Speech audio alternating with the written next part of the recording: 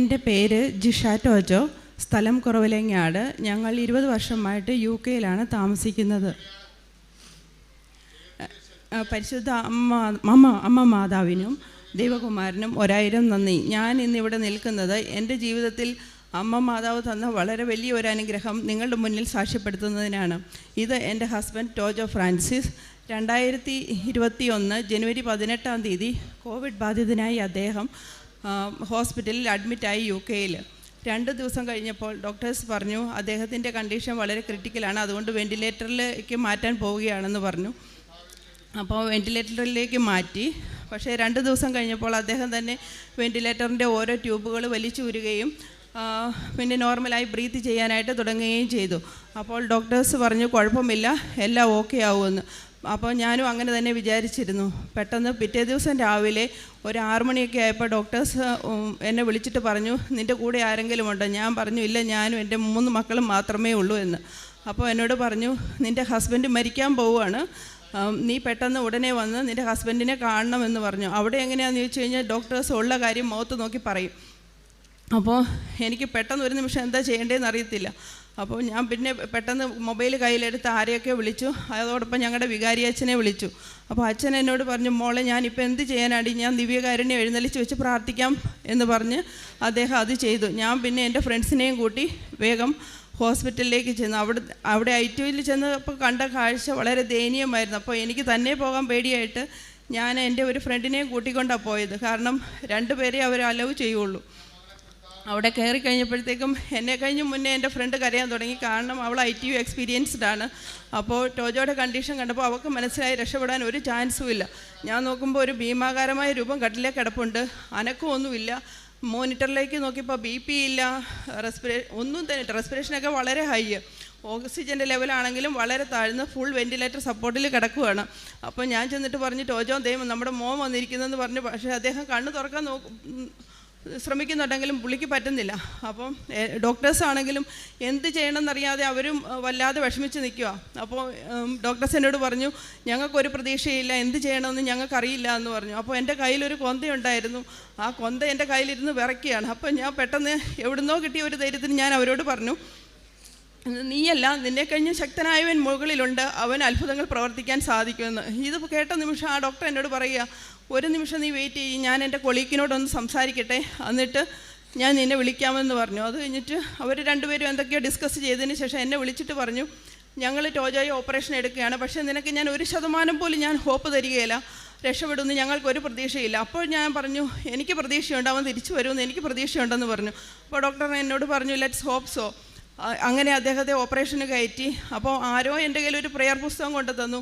അത് മറിച്ച് നോക്കാനുള്ള മാനസികാവസ്ഥയൊന്നും എനിക്കില്ലായിരുന്നു. പക്ഷേ ജസ്റ്റ് ഒരു വാചകം മാത്രം എൻ്റെ കണ്ണിലുടക്കി, if you ask anything in the name of God you will get it. അതായത് നിങ്ങൾ ദൈവത്തിൻ്റെ നാമത്തിൽ എന്ത് ചോദിക്കുന്നു അത് നിങ്ങൾക്ക് കിട്ടും. ഞാൻ വേറൊന്നും പ്രാർത്ഥിച്ചില്ല, ആ ബൈബിൾ വചനം മാത്രം നോക്കി ഒരേ ഇരിപ്പിരുന്നു. ഒരു അരമണിക്കൂർ കഴിഞ്ഞ് കാണും ഒരു നേഴ്സ് ഓടി വന്ന് കരഞ്ഞുകൊണ്ട് എന്നെ കെട്ടിപ്പിടിച്ചിട്ട് പറഞ്ഞു ടോജോയുടെ BP നോർമലായി ജിഷ എന്ന് പറഞ്ഞു. അത് കേട്ടപ്പോൾ എനിക്ക് കുറച്ചൊരു സമാധാനം. പക്ഷേ എന്നാലും കണ്ടീഷൻ വളരെ ക്രിട്ടിക്കലാണ്. പിന്നെ നമുക്കവിടെ നിൽക്കാൻ സാധിക്കില്ല. ഞങ്ങൾ വീട്ടിലേക്ക് പോന്നു. ഓരോ ദിവസവും ഡോക്ടേഴ്സ് വിളിക്കും, കണ്ടീഷൻ ക്രിട്ടിക്കലാണ്, ഇമ്പ്രൂവ്മെൻ്റ് ഇല്ല, ഇത് തന്നെ അവർ പറയുന്നുള്ളൂ. അപ്പോൾ ഓപ്പറേഷൻ കഴിഞ്ഞു. അപ്പോൾ അദ്ദേഹത്തിൻ്റെ വയറിൻ്റെ ഡ്രസ്സിങ് ഒന്നും അവർ മാറ്റുന്നു അങ്ങനെയൊന്നുമില്ല. അപ്പോൾ ഞാൻ ചോദിച്ചപ്പോൾ അവരെന്നോട് പറഞ്ഞു അവർ വയറിനോട്ടൊന്നും നോക്കുന്നില്ല, അവർ ഒള്ളി ലങ്സ് മാത്രമേ കോൺസെൻട്രേറ്റ് ചെയ്യുന്നുള്ളൂ എന്ന് പറഞ്ഞു. അപ്പോൾ അന്ന് 40% ഉള്ളൂ ലങ്സ്. അപ്പോൾ അത് കഴിഞ്ഞപ്പോൾ കണ്ടീഷൻ വേഴ്സായി. അത് കഴിഞ്ഞപ്പോൾ പുള്ളിയുടെ കിഡ്നി 2ഉം ഫെയിലിയറായി. അവർ ഡയാലിസിസ് സ്റ്റാർട്ട് ചെയ്യാൻ തുടങ്ങി. പക്ഷേ ഒരിക്കൽ പോലും പ്രോപ്പറായിട്ടൊരു ഡയാലിസിസ് അദ്ദേഹത്തിന് ലഭിച്ചില്ല എന്ന് തന്നെ പറയാം. കാരണം ഓരോ പ്രാവശ്യവും ബ്ലോക്കുകളുണ്ടാകും. അവർ പറഞ്ഞ് അവർക്ക് ഡയാലിസിസ് ചെയ്യാൻ പറ്റുന്നില്ല, എന്തുകൊണ്ടാണെന്ന് അറിയത്തില്ല എന്ന് പറഞ്ഞ് അവരുടെ പ്രതീക്ഷ നശിച്ചുകൊണ്ടിരിക്കുക. എന്തോ ഒരു റീസൺ കാരണം അവർ വെൻറ്റിലേറ്റർ ഓഫാക്കുന്നില്ല. ഞാൻ അവരോട് വഴക്കുണ്ടാക്കും, അവർ വെൻറ്റിലേറ്റർ ഓഫാക്കാനായിട്ട് വിളിക്കും, ഞാൻ സമ്മതിക്കുകയില്ല, അവർ ഓഫാക്കുകയില്ല. അത് കഴിഞ്ഞപ്പോൾ ഞാൻ നാട്ടിലേക്ക് വിവരം വിളിച്ച് പറഞ്ഞു. അപ്പോൾ എൻ്റെ ഡാഡിയും മമ്മിയും ടോജോയുടെ ജ്യേഷ്ഠനും ചേട്ടത്തിയമ്മയും കൂടെ ഓടി കൃപാസനത്തിൽ വന്നു. അന്ന് കോവിഡ് ഒത്തിരി വ്യാപിച്ചിരിക്കുന്ന സമയമായതുകൊണ്ട് അവർക്ക് അച്ഛനെ ഒന്നും കാണാൻ സാധിച്ചില്ല. അപ്പോൾ ഇവിടെ ഏതോ ഒരു ബ്രദർ മാതാവിൻ്റെ അടുത്ത് നിന്ന് പ്രാർത്ഥിക്കുന്നുണ്ടായിരുന്നു. അപ്പോൾ അവർ ആ ബ്രദറിൻ്റെ അടുത്ത് ചെന്നിട്ട് പറഞ്ഞു ബ്രദറെ ഇങ്ങനെയാണ് കണ്ടീഷൻ, എന്താ ചെയ്യേണ്ടതെന്ന് ഞങ്ങൾക്ക് അറിയത്തില്ല, ഞങ്ങൾക്ക് അച്ഛനെ കാണണം എന്ന് പറഞ്ഞു. അപ്പോൾ ബ്രദർ പറഞ്ഞു ഇവർ കരയുക. അപ്പോൾ ബ്രദർ പറഞ്ഞു ഓക്കെ ഞാൻ ചെന്ന് സംസാരിച്ച് നോക്കട്ടെ അച്ഛൻ്റെ അടുത്തെന്ന് പറഞ്ഞു. അച്ഛൻ്റെ അടുത്ത് ചെന്ന് സംസാരിച്ച് കഴിഞ്ഞപ്പോൾ അച്ഛൻ പറഞ്ഞു അത് എഴുതി കൊടുക്കാൻ പറഞ്ഞു. അവരത് പേപ്പറിൽ എഴുതി കൊടുത്തു. അന്നൊരു സൺഡേയാണ്. അപ്പം കുർബാനയ്ക്ക് അച്ഛൻ അത് വെച്ച് പ്രാർത്ഥിച്ചു. അപ്പം വൈകുന്നേരം ആയപ്പോൾ മമ്മി വീട്ടിൽ വന്നു കഴിഞ്ഞപ്പോൾ എന്നെ വിളിച്ചിട്ട് ചോദിച്ചു എങ്ങനെയുണ്ട് ടോജയ്ക്ക്. അപ്പോൾ ഒരു ചെറിയൊരു ഇമ്പ്രൂവ്മെൻറ്റ് ഉണ്ട് എന്ന് ഞാൻ പറഞ്ഞു. അപ്പോൾ അന്ന് ഇവിടുന്ന് ഉടമ്പടിയൊക്കെ എടുത്തിട്ടാണ് വന്നത്. അത് കഴിഞ്ഞിട്ട് അവർ ആ ഉടമ്പടി തൈലവും ഇവിടുത്തെ ഉടമ്പടി തൈലവും ഇവിടുത്തെ കിണറ്റിലെ വെള്ളവും പിന്നെ ആ കാശുരൂപം എല്ലാം കൂടെ എനിക്ക് കൊറിയർ ചെയ്ത് അയച്ചു തന്നു. 5-ാമത്തെ ആഴ്ചയാണ് അവർക്ക് അച്ഛനെ കാണാൻ സാധിച്ചത്. അപ്പോൾ അന്ന് അച്ഛൻ ഇതിലെ നടന്നു പോയുന്ന വഴിക്ക് എൻ്റെ മമ്മി അച്ഛൻ്റെ പുറകെ കരഞ്ഞോണ്ട് ഓടി ചെന്നിട്ട് അച്ഛനോട് പറഞ്ഞു അച്ഛാ ഇങ്ങനെ എൻ്റെ മോന് വയ്യാണ്ടിരിക്കുകയാണ്, കാര്യങ്ങളെല്ലാം വിശദീകരിച്ചു. അപ്പോൾ അച്ഛൻ ഒന്നും മിണ്ടിയില്ല. എല്ലാം പറഞ്ഞു തീർന്നു കഴിഞ്ഞപ്പോൾ അച്ഛൻ പറഞ്ഞു അവൻ സൗഖ്യപ്പെട്ടല്ലോ എന്ന് പറഞ്ഞു. അപ്പോൾ എൻ്റെ മമ്മി ഓടി ചെന്നിട്ട് എൻ്റെ ഡാഡിയോട് പറഞ്ഞു. ഡാഡി അപ്പം ടോജോ മൊബൈലിൽ വെന്റിലേറ്ററിൽ കിടക്കുന്ന ഫോട്ടോ ഞാൻ അയച്ചു കൊടുത്തിട്ടുണ്ടായിരുന്നു. അപ്പം അത് അച്ഛനെ കാണിച്ചു. അപ്പം അച്ഛൻ അത് നോക്കി ആശീർവദിച്ച് അവൻ സൗഖ്യപ്പെട്ടു എന്ന് പറഞ്ഞു. ഇതിനിടയ്ക്ക് ടോജോയുടെ വയറിനെല്ലാം ഇൻഫെക്ഷൻ ബാധിച്ച് പുള്ളിയുടെ ഇൻറ്റസ്റ്റൈൻ മുഴുവൻ വെളിയിലായിരുന്നു. അബ്ഡമൻ 2ആയിട്ട് പിളർന്നു പോയി ഇൻറ്റസ്റ്റൈൻ കംപ്ലീറ്റ് ഒരു ഫുട്ബോൾ പോലെ പുറത്ത് കിടക്കുകയാണ്. 5-ാമത്തെ പ്രാവശ്യം ഡോക്ടേഴ്സ് എന്നെ വിളിച്ചു.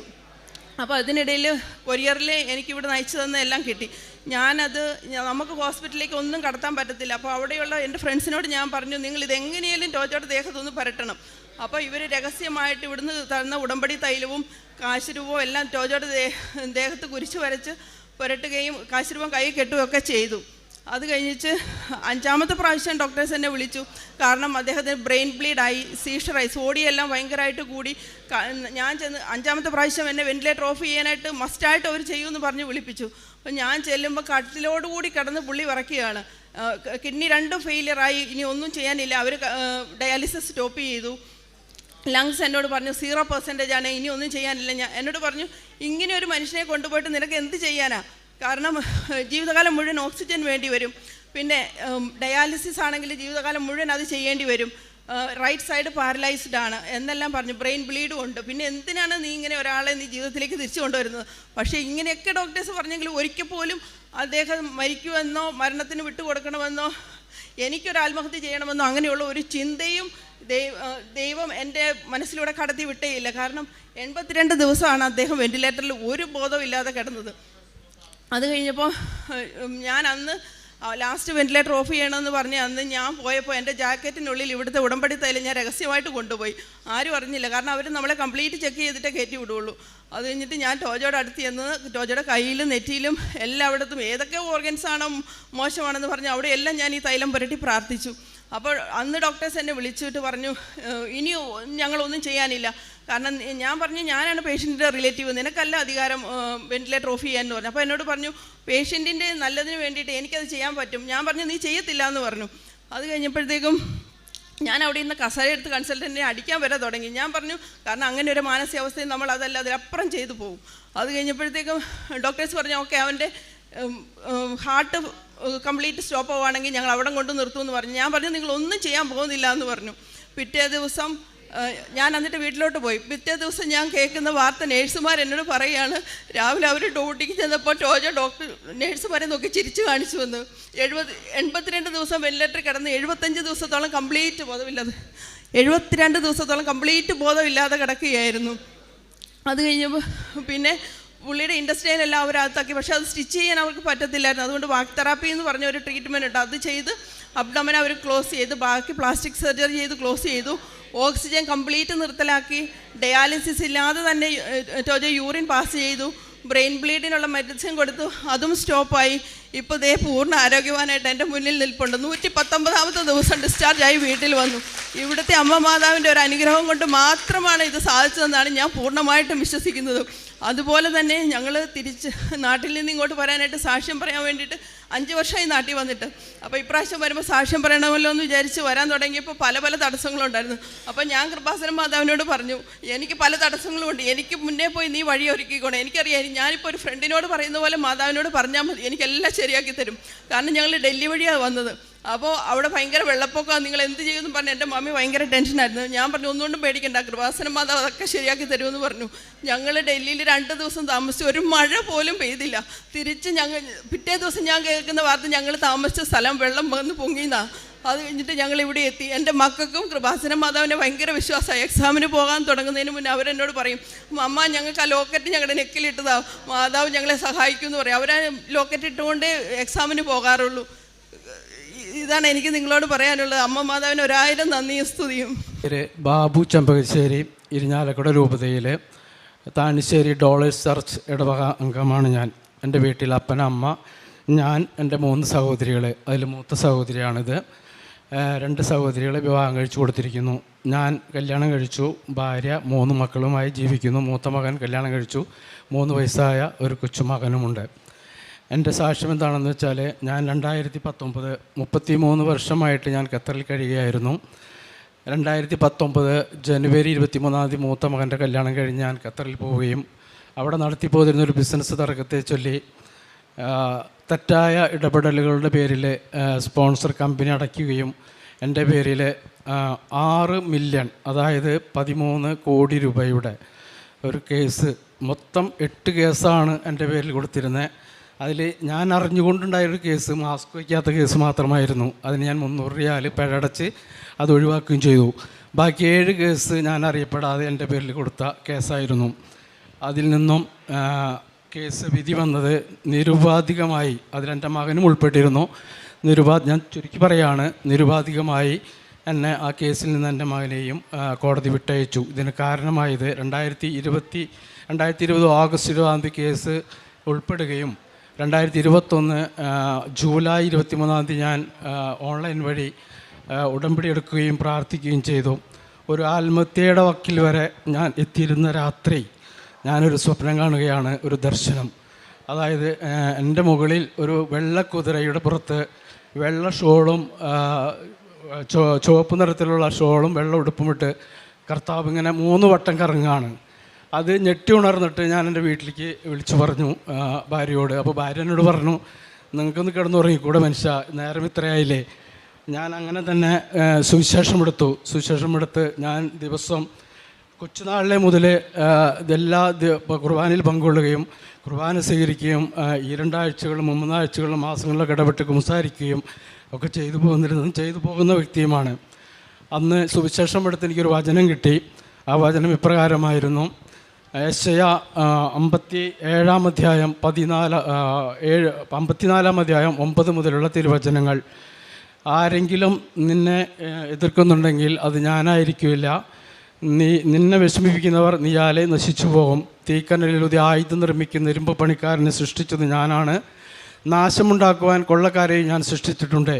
എന്നാൽ കർത്താവ് അരുളി ചെയ്യുന്നു, നിന്നെ ഉപദ്രവിക്കുന്നവർ നീ മൂലം നശിച്ചു പോകും. നിനക്കെതിരെ വിധി പറയുന്ന എല്ലാ നാവുകളെയും ഞാൻ ഖണ്ഡിക്കും എന്ന വചനമാണ് എനിക്ക് കിട്ടിയത്. ആ വചനത്തിൽ വിശ്വസിച്ചുകൊണ്ട് കേസിൻ്റെ ഹിയറിംഗ് നടന്നുകൊണ്ടിരിക്കുകയാണ്. 7 ഹിയറിംഗ് കഴിഞ്ഞു, 8 കഴിഞ്ഞു. 9ാമത്തെ ഹിയറിങ്ങിൻ്റെ 2 ആഴ്ച മുമ്പാണ് ഞാൻ ഈ സ്വപ്നം കാണുകയും അതിനുശേഷം 2 ആഴ്ചയ്ക്ക് ശേഷം ഈ ഹിയറിങ്ങിന് പോവുകയും ചെയ്യണേ. അന്ന് ആദ്യമായിട്ട് എനിക്കെതിരെ കേസ് കൊടുത്ത എൻ്റെ ഓണറബിൾ സ്പോൺസർ എന്നെ വിളിച്ചിട്ട് പറയാണ്, ഈ ഹിയറിംഗ് കഴിഞ്ഞിട്ട് നിന്നോടൊരു കാര്യം എനിക്ക് പറയാനുണ്ട്. ഞാൻ ശരി ഓക്കെ പറഞ്ഞു. എൻ്റെ മകനുണ്ട് കൂടെ. അതിനുശേഷം ഞാനൊന്ന് ബാത്റൂമിൽ പോയപ്പോൾ മകനോട് പറഞ്ഞു, നമുക്ക് കേസ് ഒത്തുതീർപ്പാക്കി ബിസിനസ് തുടർന്ന് കൊണ്ടുപോകാം. അപ്പോൾ അവിടെ വെച്ച് മകനത് സ്റ്റോപ്പ് ചെയ്തതിൻ്റെ പേരിൽ പിന്നെ ഹിയറിംഗ് കഴിഞ്ഞിട്ട് എന്നെ കാണേ യാതൊന്നും ഉണ്ടായില്ല. അറബി അങ്ങനെ തന്നെ പിരിഞ്ഞു പോയി.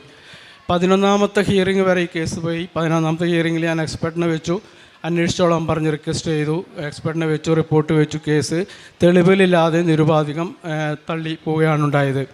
ഈ കേസിൽ ഞാൻ 2019 ജനുവരി മുതൽ 2024 മാർച്ച് വരെ അവിടെ ഖത്തറിൽ കുടുങ്ങുകയും ആ കാലയളവിൽ ജോലിയില്ലാതെ എന്നെ സഹായിച്ചിട്ടുള്ള അവിടുത്തെ പള്ളിയിലെ വികാരിച്ചന്മാരായ മാത്യു അച്ഛനെയും നിർമ്മൽ അച്ഛനെയും ഇപ്പോൾ സേവനമനുഷ്ഠിക്കുന്ന ബിജു അച്ഛനെയും ജോയ്സ് അച്ഛനെയും ഞാൻ പ്രത്യേകം ഈ ആൾക്കാർ സമർപ്പിച്ച് നന്ദി പറയുകയാണ്.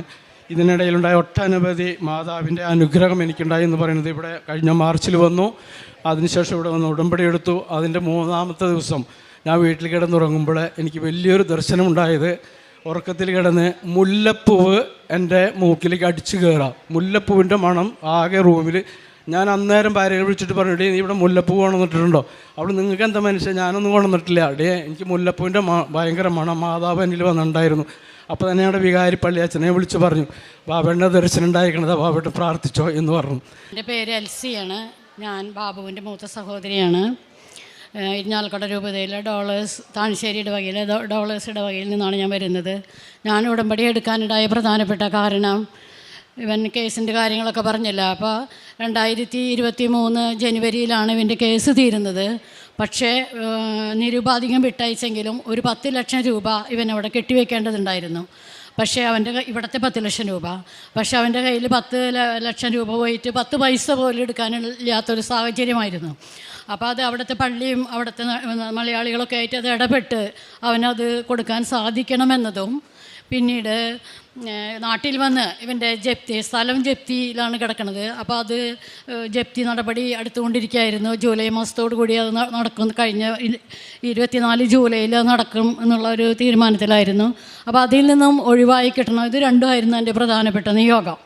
അങ്ങനെ ഞാൻ 2023 മെയ് 30 ഇവിടെ വന്ന് ഉടമ്പടി എടുക്കുന്നത്, പ്രാർത്ഥിക്കുന്നത്. ഇവിടെ വന്ന് പോയി വീട്ടിൽ ചെന്നപ്പോൾ ഇവൻ്റെ മെസ്സേജ് കൊണ്ട് ഞാൻ ഇതിന് 10 ലക്ഷം രൂപ എനിക്ക് റെഡി ആയിട്ടുണ്ട് ചേച്ചി. ഇവിടെ ഞാൻ വന്ന് പോയി വീട്ടിൽ ചെന്നപ്പോൾ അവൻ്റെ മെസ്സേജ് അതാണ് കണ്ടത്. എനിക്ക് വളരെയധികം സന്തോഷമായി, മാതാവിന് നന്ദി പറഞ്ഞു. അങ്ങനെ ആദ്യത്തെ എൻ്റെ നിയോഗം അന്ന് തന്നെ എനിക്ക് സാധിച്ച് കേൾക്കാനായിട്ടിടയായി. പിന്നെ രണ്ടാമത് അവന് അതിൻ്റെ പിന്നെയും കടമ്പകളേറെ ഉണ്ടായിരുന്നു, ട്രാവൽ ബാനുകളുണ്ടായിരുന്നു. അപ്പോൾ അതൊക്കെ പരിഹരിച്ച് നാട്ടിലേക്ക് വരാൻ വീണ്ടും സമയമെടുത്തു. 2024 മാർച്ചിലാണ് അവസാനത്തെ ഞായറാഴ്ചയാണ് അവൻ നാട്ടിലെത്തുന്നത്. അതിനുശേഷം ഇവിടെ വന്നപ്പോൾ ഈ ജപ്തി നടപടിയായി മുന്നോട്ട് പോവാണ്. അവന് വാങ്ങാൻ ആളില്ല. ഇവൻ്റെ സ്ഥലത്തിനോട് ചേർന്നാണ് ഞാൻ താമസിക്കുന്നത്. അപ്പോൾ അതുകൊണ്ട് അത് എനിക്ക് എടുത്തിട്ട് അവൻ്റെ ജപ്തി നടപടിയിൽ നിന്ന് ആ പൈസ കൊണ്ട് ഒഴിവാക്കണമെന്ന് എൻ്റെ ഉള്ളിൽ ആഗ്രഹം ഉണ്ടായിരുന്നു. പക്ഷേ എൻ്റെ ജീവിത പങ്കാളിയുമായിട്ട് അത് ആലോചിക്കാൻ പോലും, അതിനെപ്പറ്റി പറയാൻ പോലും എനിക്ക് ഭയങ്കര ഭയമായിരുന്നു. കാരണം ഇവനുമായിട്ടുള്ള ചെറിയൊരു അഭിപ്രായ വ്യത്യാസം ഉണ്ടായിരുന്നു. അപ്പോൾ അതിൻ്റെ പേരിൽ എനിക്കത് ഭർത്താവിനോട് പറയാൻ പേടിയായിരുന്നു. പക്ഷേ ജൂൺ മാസം കഴിഞ്ഞ 24 ജൂൺ 6 ഞാൻ മൂന്നാമത് ഇവിടെ ഉടമ്പടി എടുക്കാൻ വരുന്നത്. അതിൻ്റെ 2 ദിവസങ്ങൾക്ക് മുമ്പ് എൻ്റെ മനസ്സിൽ ഞാൻ പ്രാർത്ഥിച്ചുകൊണ്ടിരിക്കുമ്പോൾ തോന്നുകയാണ്, നിനക്ക് എന്തുകൊണ്ട് ആ സ്ഥലം എടുത്തുകൂടാ, നിൻ്റെ ജീവിത പങ്കാളിയോട് അതിനെക്കുറിച്ച് ആലോചിച്ചുകൂടാ എന്ന് എൻ്റെ മനസ്സിലിങ്ങനെ പറയുകയാണ്. അപ്പം ഞാൻ രണ്ടും കൽപ്പിച്ച് എന്തെങ്കിലും വരട്ടെ എന്ന് വിചാരിച്ചിട്ട് ജീവിത പങ്കാളിയുമായിട്ട് ആലോചിച്ചു. അപ്പോൾ ഉടമ്പടി എടുത്തത് മുതൽ ഒരു വർഷക്കാലമായിട്ട് കഴിഞ്ഞിട്ടുണ്ട്. അപ്പോൾ അതുവരെയുള്ള എൻ്റെ പ്രാർത്ഥന ജീവിതവും അതുപോലെ എൻ്റെ മറ്റു പ്രവർത്തികളൊക്കെ വളരെ ഉത്കണ്ഠയോടെയാണ് ഭർത്താവ് നോക്കിക്കണ്ടിരുന്നത്. അദ്ദേഹത്തിന് സന്തോഷകരമായിരുന്നു. അതുകൊണ്ട് എന്തോന്ന് എനിക്കറിയില്ല. ഞാൻ ചോദിച്ചപ്പോൾ ഞാൻ അങ്ങനെ പറഞ്ഞു, അവൻ്റെ ജൂലൈയിൽ അവൻ്റെ ജപ്തി നടപടി വരും, അപ്പോൾ നമുക്കത് എടുത്തൂടെ എന്ന് ചോദിച്ചപ്പോൾ ആൾ പറഞ്ഞു, എനിക്ക് വിരോധമില്ല, മക്കളുമായിട്ട് നീ ആലോചിച്ച് വേണ്ട പോലെ ചെയ്തോളാൻ പറഞ്ഞു. അപ്പോൾ എനിക്ക് 3 പെൺമക്കളാണ്. ഒരാൾ വിദേശത്താണ്, 2 പേര് ഇവിടെ ഉണ്ട്. അവർ ഒരു കല്യാണം കഴിഞ്ഞ് ഒരു നല്ല നിലയാണ് ജീവിക്കുന്നത്. അവരുമായിട്ട് ഞാൻ ആലോചിച്ചപ്പോൾ അവർക്ക് വളരെയേറെ സന്തോഷമായി. അങ്ങനെയെങ്കിലും അച്ഛനെ ആ നടപടിയിൽ നിന്ന് ഒഴിവാക്കി കിട്ടുമല്ലോ എന്ന് അവർ വിചാരിച്ചു. അങ്ങനെ അവർ സമ്മതിച്ചു. അവരുടെ സമ്മതത്തോടും ഭർത്താവിൻ്റെ സമ്മതത്തോടും കൂടി ഒരു 52 ലക്ഷം രൂപ അവന് ബാങ്കിൽ അടയ്ക്കേണ്ടതുണ്ടായിരുന്നു. അപ്പോൾ അതിനുള്ളൊരു സ്ഥലം, ഒരു 4 സെൻറ്റിൻ്റെ പൈസ, പിന്നെ വീടിൻ്റെ ബാക്കിലുള്ള സ്ഥലം ഞാൻ മുന്നേ ഇവന് ജപ്തി നടപടി വന്നപ്പോൾ ബാങ്കിൽ കൊണ്ട് അടച്ചിട്ടുണ്ടായിരുന്നു ഒരു 8 ലക്ഷം രൂപ. ബാക്കി 52 കഴിച്ച് ബാക്കിയുള്ള സ്ഥലം 10 സെൻറ്റ് സ്ഥലം ഞാൻ 4 ലക്ഷം രൂപ സെൻറ്റിന് കൊടുത്ത് അവൻ്റെ കയ്യിൽ നിന്ന് വാങ്ങി. അങ്ങനെ ജൂലൈ 6 ഇവനോട് ഞാൻ വാക്ക് പറയുന്നത്. കഴിഞ്ഞ ജൂൺ 12 ആയപ്പോഴേക്കും അതിൻ്റെ രജിസ്ട്രേഷൻ കഴിയാനായിട്ട് മാതാവിയുടെ വരുത്തി. അതിന് ഞാൻ ദൈവത്തിന് നന്ദി പറയുന്നു. അങ്ങനെ വലിയൊരു, അല്ലെങ്കിൽ ഇവനും എൻ്റെ മക്കളും ഭാര്യയൊക്കെ പെരുവഴിയിൽ ഇറങ്ങി നടക്കേണ്ടത് എനിക്ക് കാണേണ്ടി വരുമായിരുന്നു. അപ്പോൾ അതിൽ നിന്ന് മാതാവ് രക്ഷിച്ചതിനെ ഓർത്ത് ഞാൻ മാതാവിനും ഈശോയ്ക്കും വളരെയേറെ നന്ദി പറയുന്നു. ഉടമ്പടി പ്രാർത്ഥനകളും പ്രതീക്ഷക്കാരൻ്റെ പ്രാർത്ഥനയൊക്കെ മുടങ്ങാതെ ഞാൻ ചെല്ലാറുണ്ട്. പിന്നെ കാരുണ്യ പ്രവർത്തികൾ എന്ന് പറയുന്നത്, ഞാൻ ഉടമ്പടി എടുത്ത നാളുകളിൽ ആശുപത്രിയിൽ പോയി പാവപ്പെട്ട ആളുകളെ സാമ്പത്തികമായി സഹായിക്കുകയും ഭക്ഷണം വാങ്ങിച്ചു കൊടുക്കുകയും അവരുടെ അടുത്തിരുന്ന് സംസാരിക്കുകയൊക്കെ ചെയ്യാറുണ്ട്, ആശ്വസിപ്പിക്കാറുണ്ട്. പിന്നീട് എനിക്ക് അവിടേക്ക് പോകാൻ പറ്റാത്ത അവസ്ഥ വന്നപ്പോൾ വൃദ്ധഭവനത്തിൽ പോയി ആഴ്ചയിൽ 2 ദിവസം 1.5 മണിക്കൂർ വീതം അവരെ കുളിപ്പിക്കുകയും ഭക്ഷണം കൊടുക്കുകയും വസ്ത്രം മാറ്റിയൊക്കെ കുളിപ്പിച്ച് ഭക്ഷണം കൊടുക്കുന്ന ആ പ്രക്രിയ ഞാൻ ചെയ്യുമായിരുന്നു. അങ്ങനെ ആഴ്ചയിൽ 2 ദിവസം മുടങ്ങാതെ ചെയ്തു പോന്നു. അങ്ങനെയാണ് എൻ്റെ കാരുണ്യ പ്രവൃത്തി. പിന്നെ ക്യാൻസർ രോഗികളെ ഒരുവിധം നല്ല നിലയിൽ തന്നെ ഞാൻ സഹായിച്ചിട്ടുണ്ട്. അതുപോലെ ഈ സഹോദരന് അവൻ്റെ മക്കൾക്കൊക്കെ ആവശ്യമായ സഹകരണങ്ങൾ സാമ്പത്തികമായി ചെയ്തു കൊടുത്തിട്ടുണ്ട്. അങ്ങനെ എൻ്റെ അരികെ വന്ന് കൈ നീട്ടുന്ന ആരെയും ഞാൻ വെറുതെ വിടാറില്ല. എന്തെങ്കിലും 100 രൂപയെങ്കിലും കൊടുത്ത് അവരെ ഞാൻ സഹായിക്കാറുണ്ട്. കാരുണ്യ പ്രവർത്തികൾ അങ്ങനെ പോകുന്നു. പിന്നെ പ്രേക്ഷിത പ്രവർത്തനങ്ങൾ എല്ലാ മാസവും ഞാനിവിടെ വന്ന് 2 or 3 കെട്ട് പത്രങ്ങൾ വാങ്ങി എല്ലാ വീടുകളിലും കയറി ഇറങ്ങി വാങ്ങിയ 2 ദിവസങ്ങൾക്കുള്ളിൽ അത് ഞാൻ കൊടുക്കാറുണ്ട്. എനിക്ക് കിട്ടിയ അനുഭവങ്ങളും പങ്കുവെച്ച് അത് കൊടുക്കാറുണ്ട്. പിന്നെ ഉടമ്പടി സാക്ഷ്യങ്ങളും ഉടമ്പടി ധ്യാനങ്ങളും സാക്ഷ്യങ്ങളൊക്കെ സോഷ്യൽ മീഡിയ വഴി അതുപോലെ ദൈവവചനങ്ങളൊക്കെ മറ്റുള്ളവർക്ക് ഷെയർ ചെയ്ത് കൊടുക്കാറുണ്ട്. അങ്ങനെയാണ് എൻ്റെ പ്രേക്ഷിത പ്രവർത്തനങ്ങൾ ചെയ്യുന്നത്. പാടിൻ്റെ പുസ്തകം 34-ാം അധ്യായം 10-ാം തിരുവചനം. അവിടുന്ന് അരുളി ചെയ്തു, ഇതാ ഞാൻ ഒരു ഉടമ്പടി ചെയ്യുന്നു, ലോകത്തിലൊരിടത്തും ഒരു ജനതയുടെ ഇടയിലും നടന്നിട്ടില്ലാത്ത തരം അത്ഭുതങ്ങൾ നിൻ്റെ ജനത്തിന് മുൻപിൽ ഞാൻ പ്രവർത്തിക്കും. നിൻ്റെ ചുറ്റുമുള്ള ജനതകൾ കർത്താവിൻ്റെ പ്രവൃത്തി കാണും. നിനക്ക് വേണ്ടി ഞാൻ ചെയ്യുവാൻ പോകുന്നത് ഭയാനകമായ ഒരു കാര്യമാണ്. ബേബിച്ചനും എൽസി വിൻസെൻ്റ് എന്ന ഈ സഹോദരിയും തങ്ങളുടെ ജീവിതത്തിൻ്റെ ഉടമ്പടി ജീവിത സാക്ഷ്യങ്ങളാണ് പങ്കുവച്ചത്. സഹോദരൻ ആദ്യം പറയുന്നത് വിദേശത്ത് ബിസിനസ് ആയിരുന്നതും അവിടെ വെച്ചുണ്ടായ കേസുകളും ഏതാണ്ട് ഇന്ത്യൻ രൂപ 13 കോടിയോളം രൂപയുടെ വലിയ ബാധ്യതയും അത് വീട്ടിൽ തീർക്കുവാനാവാത്ത വലിയ പ്രതിസന്ധിയിലൂടെ കടന്നുപോയപ്പോൾ അമ്മയുടെ തിരുനടയിൽ ഉടമ്പടിയെടുത്ത് പ്രാർത്ഥിക്കുകയും കേസുകളിൽ നിന്ന് വിടുതൽ ലഭിച്ച് അവിടെയുള്ള സാമ്പത്തികമായ എല്ലാ പ്രശ്നങ്ങളിൽ നിന്ന് പൂർണ്ണമായി വിടുതൽ ലഭിച്ച് അമ്മ മാതാവ് സുരക്ഷിതമായി നാട്ടിലെത്തിച്ചതും മറ്റ് വിദേശ രാജ്യങ്ങളിൽ ജോലിക്ക് പോകുവാനുള്ള NOC മകന് ലഭിച്ചതുമായ സാക്ഷ്യമാണ്. ചെറിയൊരു കാര്യമല്ല ശരിക്കും സഹോദരൻ ഈ അൾത്താരയിൽ വെളിപ്പെടുത്തിയത്. അവിടെ 8ഓളം കേസുകൾ തുടർച്ചയായി വന്നത്, അത് എല്ലാം സാമ്പത്തികമായി വലിയ ഭാരപ്പെടുത്തിയത്, 13 കോടിയോളം രൂപ കൊടുത്തു തീർക്കുവാനാവാത്ത വിധം വലിയ ഭാരമായി തീർന്നത്, അവിടെയൊക്കെയും അമ്മയുടെ വലിയ സംരക്ഷണവും സഹായവും വഴി അത് ഓരോ കാര്യത്തിലേക്കും മുന്നോട്ട് പോകുമ്പോൾ അമ്മ ശരിയായ വ്യക്തികളെ കാണിച്ചു കൊടുക്കുകയും ആ കേസുകളിൽ അനുകൂലമായ വിധികൾ സമ്പാദിച്ചെടുക്കുവാൻ സാധിക്കുകയും അവിടുന്ന് യാത്രാ വിലക്കുണ്ടായിരുന്നത് പൂർണ്ണമായി മാറിക്കിട്ടുകയും പാസ്പോർട്ടിൽ യാതൊരു കുഴപ്പവുമില്ലാതെ നാട്ടിൽ തിരിച്ചെത്തുവാൻ പറ്റുന്ന വിധത്തിൽ എല്ലാ കാര്യങ്ങളും അമ്മ മാതാവ് ക്രമീകരിക്കുകയും ആ 13 കോടിയുടെ സാമ്പത്തിക വിഷയങ്ങൾ അവിടെ പൂർണ്ണമായി തീർന്നുകൊണ്ട് നാട്ടിലേക്ക് എത്തിച്ചേരുവാൻ സഹായിക്കുകയും ചെയ്തു. എത്ര വലിയ അനുഗ്രഹം, എത്ര വലിയ സംരക്ഷണം, എത്ര വലിയ അപകടത്തിൽ നിന്ന് മാതാവ് മകനെ കാത്തുവെന്ന വാക്കുകളിലൂടെ സാക്ഷ്യപ്പെടുത്തുകയാണ്. ഭാരങ്ങൾ ലഘൂകരിക്കുന്ന പരിശുദ്ധമ്മയുടെ സവിശേഷമായ സംരക്ഷണത്തെയാണ് മകൻ ഈ അൾത്താരയിൽ സാക്ഷ്യപ്പെടുത്തിയത്.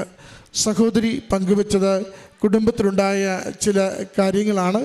അതിലേറെ പ്രത്യേകിച്ച് മകൻ്റെ സഹോദരൻ്റെ ജീവിതവുമായി ബന്ധപ്പെട്ട ജപ്തി നടപടിയിലേക്ക് പോയപ്പോൾ അവിടെ ആ വീട് വല്ലാതെ അനാഥമാകും, ക്ലേശിതരാകും എന്നറിയുമ്പോൾ വീടിനകത്ത്, സഹോദരിയുടെ വീടിനകത്ത് അല്പം മാനസികമായ അകൽച്ച ആദ്യമുണ്ടായിരുന്നെങ്കിൽ കൂടിയും എല്ലാവരും ഒരുപോലെ നിന്നു. പ്രത്യേകിച്ച് ജീവിത പങ്കാളിയും മക്കളെല്ലാവരും ഒരുപോലെ നിൽക്കുകയും സഹോദരി ആവശ്യപ്പെട്ടതിന് പ്രകാരം ആ ഇത്തിരി സ്ഥലം എടുക്കുവാൻ വേണ്ടി തീരുമാനിച്ചുകൊണ്ട് ജപ്തി നടപടിയിൽ നിന്ന് സഹോദരൻ്റെ കുടുംബത്തെ സംരക്ഷിച്ചതിനെയാണ് സാക്ഷ്യപ്പെടുത്തിയത്. ഉടമ്പടി ജീവിതം നമ്മളെ എപ്പോഴും മറ്റുള്ളവരുടെ ജീവിതത്തിലേക്ക് ഔദാര്യത്തോടെ സ്നേഹത്തോടെ ഇടപെടുവാൻ എപ്പോഴും പ്രേരിപ്പിക്കുന്നതാണ്. നമ്മൾ നമുക്ക് വേണ്ടി മാത്രം ജീവിക്കുന്നവരാവില്ല. നമ്മൾ കണ്ണീരുള്ള ഓരോരുത്തരെയും കണ്ടുകൊണ്ടിരിക്കും. കരുതലോടുകൂടി മറ്റുള്ളവർക്ക് സ്നേഹവും സേവനവും ചെയ്യുവാൻ നമ്മൾ തയ്യാറായിക്കൊണ്ടിരിക്കും. അത് ഉടമ്പടിയുടെ പ്രത്യേകതയാണ്. നമ്മൾ ഉടമ്പടിയിലാകുമ്പോൾ നമ്മൾ അതിൻ്റെ നിബന്ധനകളിൽ പറയുന്നുണ്ട്, വെറുപ്പ്, വിദ്വേഷം, വൈരാഗ്യം, കലഹം അതെല്ലാം നമ്മൾ വെറുത്തുപേക്ഷിക്കണമെന്ന്. അതോടൊപ്പം ഒരു ആത്മശുദ്ധിയോടുകൂടി, ശാരീരിക ശുദ്ധിയോടുകൂടിയുള്ള ജീവിതം നയിക്കുവാൻ നമ്മൾ തയ്യാറാകണമെന്ന്, ദൈവനാമത്തെ മഹത്വപ്പെടുത്തുകയും ദൈവഹിതം അനുസരിച്ച് ജീവിക്കുവാനായി ഈ ലോക ജീവിതത്തെ നമ്മൾ തയ്യാറാക്കുകയും വേണമെന്ന്. അങ്ങനെ ആരൊക്കെ ദൈവസന്നിധിയിൽ എളിമപ്പെടുത്തിക്കൊണ്ട് മറക്കുവാനും ക്ഷമിക്കുവാനും തയ്യാറായിക്കൊണ്ട് ജീവിതത്തെ മുന്നോട്ട് നയിക്കുവാൻ തീരുമാനിക്കുന്നുവോ അവരുടെ ജീവിതത്തിലാണ് നമ്മളെപ്പോഴും ഉടമ്പടിയുടെ വലിയ അനുഭവങ്ങളും വലിയ സംരക്ഷണങ്ങളും ലഭിക്കുന്നത് കാണുക. സഹോദരിയുടെ കുടുംബത്തിലുണ്ടായ ആ ഒരു തീരുമാനമെടുക്കൽ അത് വലിയ ഒരു കാര്യമാണ്. വേണമെങ്കിൽ അത്യാവശ്യമില്ലാത്തൊരു കാര്യം, ഉപേക്ഷിച്ച് തള്ളാവുന്നൊരു വിഷയം, എന്നാൽ ഒരു ആപത്ത് സമയത്ത് ചേർന്ന് നിൽക്കുവാനും സഹായിക്കുവാനും കൂടെ നിന്ന് സംരക്ഷിക്കുവാനും വേണ്ടി ഒരുമിച്ച് തീരുമാനമെടുക്കുകയും അത് സഹോദരൻ്റെ കുടുംബത്തിലുണ്ടായ വലിയ ആശ്വാസമായി തീർന്നതിനെയാണ് അൾത്താരയിൽ സാക്ഷ്യപ്പെടുത്തിയത്. പ്രിയമുള്ളവരെ, ഉടമ്പടി നാം ജീവിച്ചു തുടങ്ങുന്ന നിമിഷം മുതൽ എടുക്കുന്ന ഓരോ തീരുമാനത്തിനും വലിയ വിലയുണ്ട്, ദൈവസന്നിധിയിൽ വലിയ മതിപ്പുണ്ട്.